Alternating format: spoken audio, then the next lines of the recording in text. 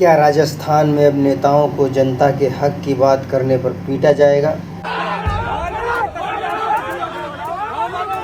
क्या जर्जर सरकारी स्कूलों का सच सामने लाना अब कोई गुनाह बन चुका है? ये तो कोई इतना बड़ा इशू तो है भी नहीं, स्कूल की भलाई के लिए तो कर रहे हैं हम। इतना क्या बड़ा इशू के मार रहे हैं सीरियसली स्कूल के उसके लिए। जयपुर के बंगरू में कॉकरोच जनता पार्टी के कार्यकर्ताओं पर हुआ यह हमला कोई आम हाथापाई नहीं, बल्कि सच की आवाज़ दबाने की एक नंगी कोशिश है। आखिर सीजेपी के युवा नेताओं से सत्ता में बैठे लोग इतना डर क्यों गए? आइए जानते हैं इस हमले की पूरी इनसाइड स्टोरी के माध्यम से।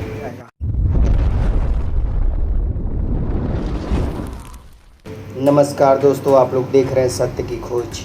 दोस्तों, आज का वीडियो राजस्थान से है, जहां पर सीजेपी के प्रवक्ता और उनके साथियों की पिटाई कर दी गई मात्र इसलिए क्योंकि वो वहां पर एक स्कूल की सुरक्षा के लिए जा रहे थे, कि स्कूल को देखने के लिए जा रहे थे, उसकी बात सरकार तक पहुंचाने के लिए जा रहे थे। लेकिन वहां पर तथाकथित सत्ताधारी लोगों ने आकर के वहाँ के लोगों को भड़का दिया, और इस कदर भड़का दिया कि वो लोग उन सभी लोगों के विरोध में हो गए।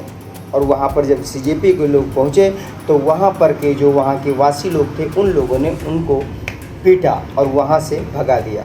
महिलाओं के साथ बदतमीजी की गई। वहाँ पर जो सीजेपी के प्रवक्ता और उनके साथी गए थे, उनकी बेरहमी से पिटाई की गई।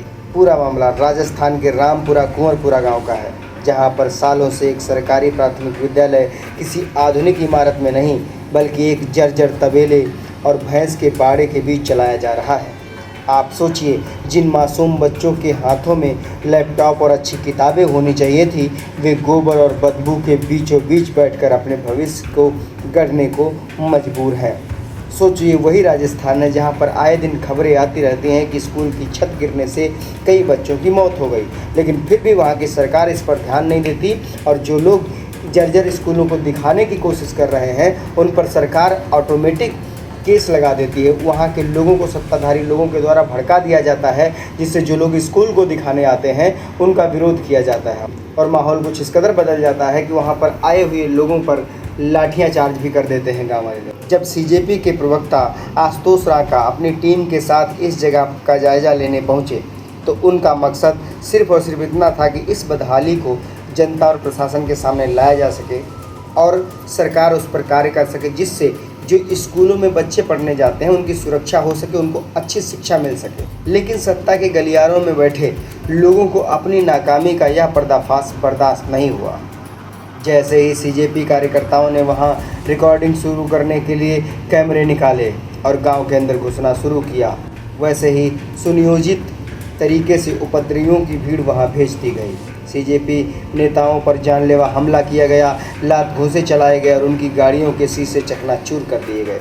सीजेपी के संस्थापक अभिजीत दीपके का सीधा आरोप है कि यह मामला गांव के आम लोगों ने नहीं, बल्कि सत्ताधारी दल के पाले हुए गुंडों ने किया है। उनके द्वारा जनता को भड़काया गया, वहाँ के लोगों को भड़काया गया। वरना कौन चाहता है कि हमारे बच्चों के स्कूल को सही करने वाले लोग आ रहे हैं हमारे गांव में और हम उन पर हमला करें? लेकिन नहीं, सत्ताधारियों के द्वारा भड़काए जाने पर गांव वाले लोगों ने ऐसा कार्य किया। कुछ बीजेपी के गुंडे थे और कुछ वहाँ के लोग, ऐसा आरोप है।